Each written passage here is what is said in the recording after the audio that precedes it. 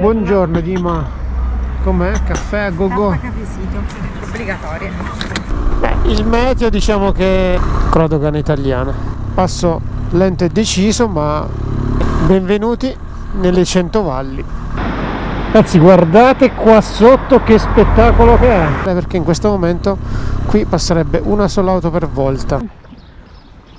Volendo lì c'è addirittura una spiaggia.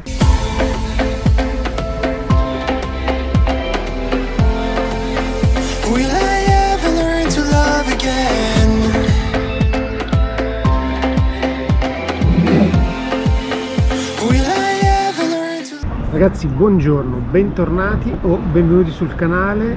Domenica 19 maggio 2024, una bellissima giornata di sole e in questo momento siamo dove ci avete lasciato nell'ultimo video, o meglio dove abbiamo aperto l'ultimo video. Siamo qui in dogana di Como. Adesso arriva Cinzia con i caffè e oggi faremo un altro giro che non facciamo da tempo, ma non vi spoilerò nulla. Eccola qua la barista. Buongiorno Dima, com'è? Caffè a go-go? Caffècito, obbligatorio. Adesso abbiamo questo caffè, superiamo la dogana e si va a vincere facile. Eccola qua, questa è la dogana. Abbiamo visto anche un gruppo ben fornito di moto tedesche. Qua gli stanno smontando letteralmente l'auto. Ok, siamo ufficialmente entrati in Svizzera. Adesso ci faremo un po' dell'immancabile autostrada, usciremo all'altezza di Locarno e ci tufferemo all'interno delle 100 valli. Questa è la coda che c'è all'ingresso della dogana, dalla Svizzera verso l'Italia. Guardate che bella coda e sono appena le 11 meno un quarto. Il meteo diciamo che si è un po' cambiato. Tra un po' noi dovremo essere al di là di queste montagne, perché noi usciamo tra esattamente 6 km e 3 e poi giriamo intorno a queste montagne qui. Magari dall'altra parte ci attende un cielo migliore, ma le previsioni non erano negative, quindi al massimo ci prendiamo qualche scroscetto d'acqua, ma tutto molto good per adesso. Ha piovuto, ha fatto giusto 2 gocce d'acqua, adesso sta uscendo uno splendido sole. Siamo a circa 1 chilometro dal nostro svincolo che ci porterà in questa valle alla nostra sinistra, che è 100 valli. C'è un po' di traffico, si va adagio, si rispettano i limiti e tra un po' costeggeremo questo fantastico torrente. All'inizio della vallata attraverserete dei piccoli borghi molto caratteristici, dove ovviamente i limiti sono molto bassi. In alcuni tratti, anzi in diversi tratti, il limite è 30 km/h. Strada sbarrata. Dov'è strada sbarrata? Speriamo che non sia quella che facciamo noi. Andiamo dritti. Sono dei ponti molto suggestivi. Alla nostra destra c'è un canyon meraviglioso e in alcuni tratti, attraversando questi paesini, sembra di fare un tuffo nel passato. Poco fa c'era un negozio di antichità, si chiama I Rigattieri, tutta roba vintage, dalle auto al mobilio. Anche questo è un posto che non batto da diversi anni. L'asfalto è perfetto e la temperatura è ideale per girare questi posti qui. Il traffico, come vedete, è pressoché assente.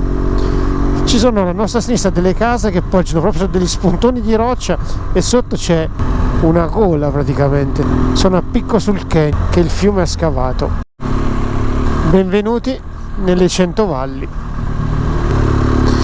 Davanti a voi, dall'altra parte, quello che vedete davanti a voi, in realtà da dove stiamo passando noi e la montagna che vedete di fronte a voi c'è un canyon. Lungo la strada, in diversi punti, ci sono delle funicolari che portano i viveri, immagino, da qui in determinate case. Non sempre c'è lo spazio per fermarsi, come potete vedere, ma vi garantisco che fare questi posti qui è veramente molto bello. Neanche a dirlo, passo lento e deciso, ma gli occhi vi si riempiranno di bellezza, decisamente tanto. Stiamo incontrando qualche bici, ma per il resto il traffico è pressoché zero. La prima moto che incontriamo, funivia Verdasio Montecomino. Questa è proprio la funivia. Invece quelle che dicevo io erano proprio dei fili d'acciaio, banalmente, che portano dei contenitori di ferro dove uno può mettere della roba e trasportarla direttamente all'abitazione sua, che magari ha dall'altra parte. Ne abbiamo incontrate qualcuna. Adesso, se dovessi ritrovarla, mi fermo e magari, sperando che ci sia sempre il posto dove potersi accostare, Come vedete qualcuno va alla velocità giusta, altri vanno un po' troppo allegrotti. La strada, neanche a dirvela, è curva a go-go, una curva dietro l'altra. Ci sono dei passaggi veramente molto scenografici. In questo momento stiamo costeggiando, come vedete, la ferrovia. In altri punti gli passiamo sotto, ma molto verde, molto bella. È esattamente come me la ricordavo, meritevole di essere vista. Davanti a voi la montagna con la neve in alto. Guardate qua, alla nostra sinistra c'è un laghetto. Adesso vediamo se c'è un modo di fermarsi. C'è una diga, c'è qua sotto, c'è un lago artificiale e poi si aprono questi panorami letteralmente spaziali, magnifici.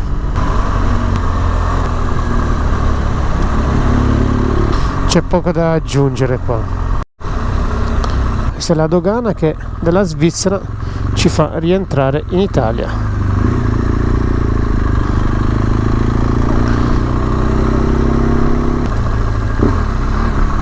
Con la dogana italiana.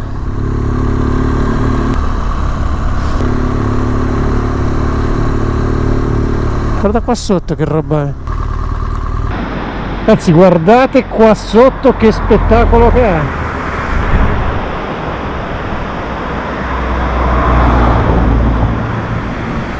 Il sole sta tornando, ma sotto è veramente incredibile. La questione è un po' stretta, molto stretta. Si vede tutta la strada attaccata alla montagna, sotto di noi c'è il torrente e di fianco c'è un'altra parete di roccia dove inizia il verde, poi veramente meraviglioso. Guardate qua dove siamo adesso. C'è questo canyon scavato dal fiume, veramente incredibile. Fiume dei colori meravigliosi, l'asfalto in questo momento è ottimo, ma non vi nego che appena passata la dogana ci sono 3-4 km dove voi dite ok, siamo rientrati in Italia. Invece poi, come vedete, torna tutto magicamente perfetto, almeno per ora. È molto stretta la carreggiata, quindi bisogna tenere molto a bada il gas. Qui siamo in località Re e vedo una bella chiesa, un bel santuario, qualcosa di simile deve esserci, perché è molto bello. Eccolo qua, adesso lo vedete anche voi. Santuario questo qui, Qui siamo in località Malesco. Adesso se ci tenessimo verso la destra andremmo verso Domodossola e da lì si potrebbe andare sul passo del Sempione. Ma noi ci teniamo sulla sinistra e scendiamo verso Cannobbio, sul lago. Attraversiamo il centro, velocità moderata e poi inizieremo a salire. Qui si va a destra. Iniziamo a salire ed a quanto pare non siamo gli unici, perché davanti a noi abbiamo due moto che stanno facendo lo stesso percorso che probabilmente faremo noi. Eccoli qua. Si passa sotto questo bosco abbastanza fitto, terra è bagnato, la strada è un po' viscida, anche se l'asfalto è ben tenuto. Siamo a un'altezza di circa 800 metri. Anche questa strada è molto bella, molto bella. Ecco qua, ogni tanto si salta, ma è molto tortuosa, piena di curve e c'è poco traffico. Le curve non sono sempre da smanettone, come vedete si sale abbastanza strong in alcuni tratti, ma è veramente molto carina. Stiamo scendendo ed abbiamo già individuato che ci sono diverse zone dove è possibile fare picnic, sono circa le 12:30. Adesso ne volevamo cercare qualcuno dove magari c'è qualche tavolino dove poterci sedere, però la natura è veramente superlativa qui. E poi attraverserete, vi ripeto, questi borghi, guardate qua, i tetti con le beole molto ben tenuti, cammini accesi qua. In questo tratto per 3 km il limite è di ben 30 orari. Come vedete in alcuni tratti c'è la piazzola dove potersi accostare, perché in questo momento qui passerebbe una sola auto per volta. Le curve sono molto strozzate, sono molto chiuse e aumenta un po' il grado di difficoltà. Di tanto in tanto c'è pure qualche buca che quindi non vi agevola. Giusto per darvi il senso, guardate che acqua che c'è qui. Cascate a profusione. non c'è nessuno e veriveriamo della Valle Cannobina. No, questo è il nome della strada che stiamo attraversando, con scorci neanche a dirli molto sorprendenti, felce come se non ci fosse un domani qua. Poi guardate qua sotto, Orrido Sant'Anna, l'acqua ha un colore verde smeraldo pazzesco. Siamo in località Traffiume,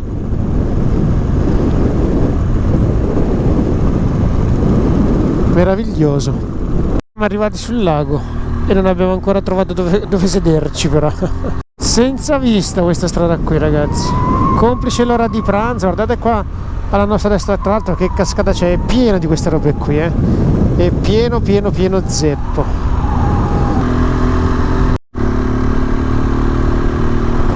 È circa l'1:30, abbiamo atteso un po' prima di trovare un posticino, ma penso che ne sia assolutamente valsa la pena. Guardate qua, questo è il contesto dove siamo adesso.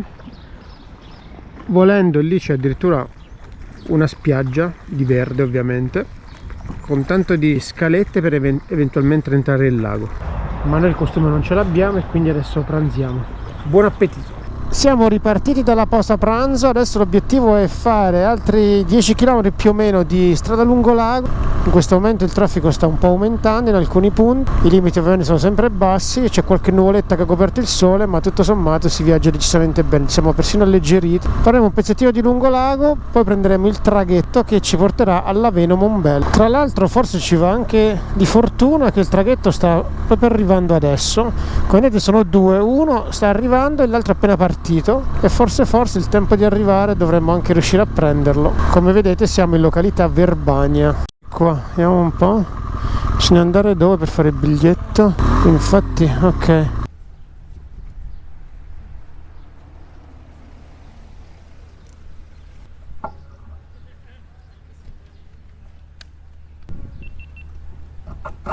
Cinzia ha preferito andare a piedi, 2 persone e una moto, 11,20 €. Ecco, noi ci fa passare di qua.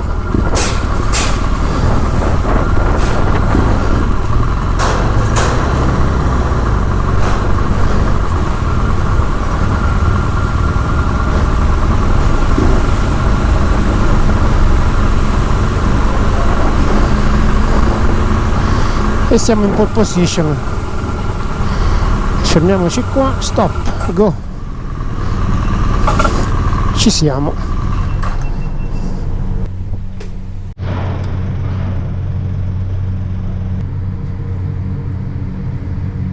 La traghettata penso che duri un quarto d'ora più o meno, davanti a noi all'Aveno Mombello. Come vedete il cielo è abbastanza nuvoloso, si soffia del vento che sposta continuamente le nuvole, quindi oggi è così.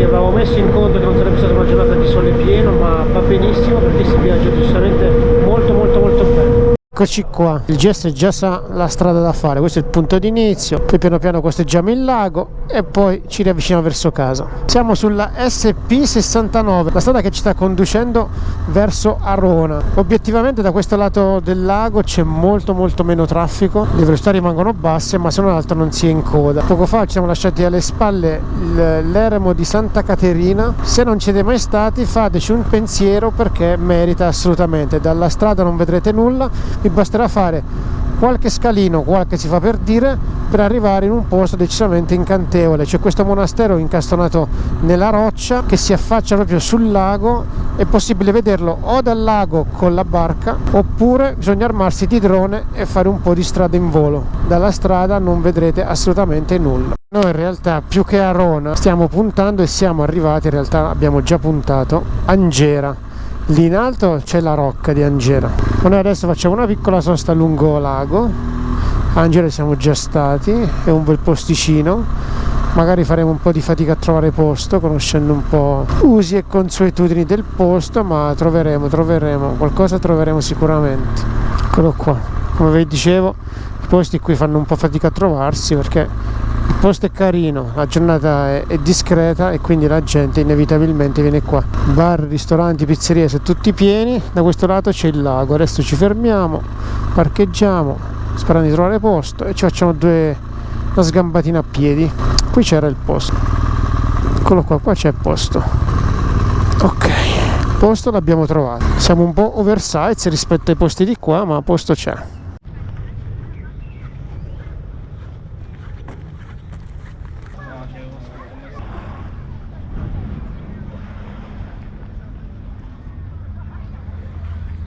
Stiamo proseguendo verso Somma Lombardo facendo delle strade alternative, che quella principale è così, è una coda eterna, quindi è vero che le strade sono più piccole, ci sono diversi dossi, ma è anche vero che in questo momento, come vedete, si scorre decisamente bene. Quindi adesso puntiamo Somma Lombardo. Da Somma Lombardo abbastanza velocemente tramite la strada a scorrimento veloce siamo arrivati fino a Magenta, Abbiategrasso ci siamo lasciati alle spalle e adesso si punta verso casa, ultimi 20 km circa. Ragazzi, che dire, vi ringraziamo se siete arrivati fin qui. Se non l'avete ancora fatto, l'invito è sempre lo stesso: iscrivetevi al canale, è gratis, a voi non costa nulla e per noi è tanta motivazione. Ciao e al prossimo video.